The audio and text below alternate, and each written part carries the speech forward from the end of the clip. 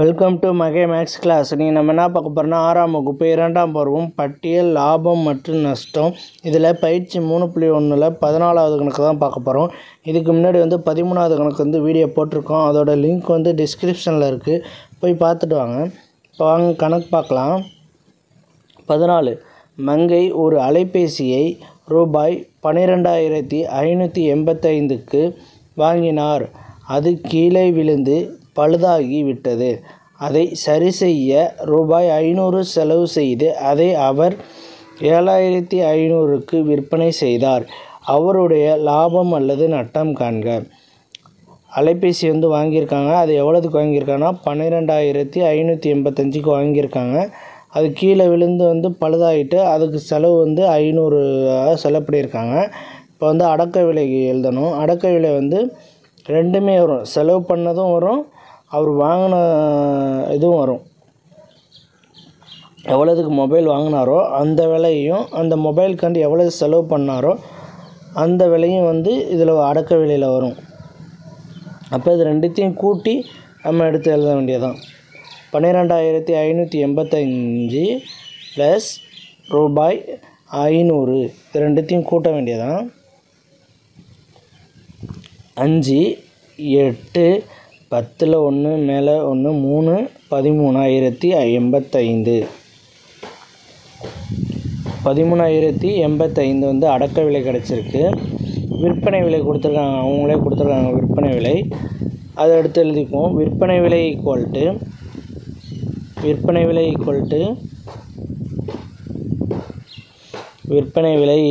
To ரூபாய் 7,500. விற்பனை விலை எவ்வளவு? 7,500.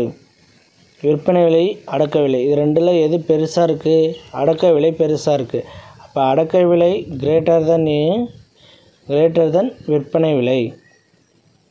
அடக்க விலை கிரேட்டர் தென் விற்பனை விலை.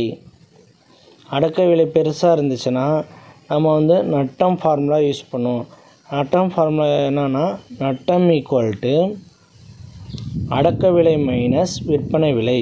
நட்டம் ஈக்குவல் டு அடக்க விலை மைனஸ் விற்பனை விலை.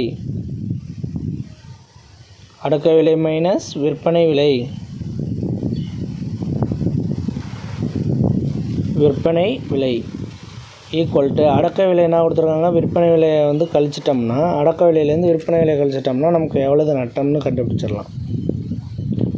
அடக்க விலை எவ்வளவு பாருங்கள், 13,085. 13,085. விற்பனை விலை எவ்வளவு? 7,500. 7,500.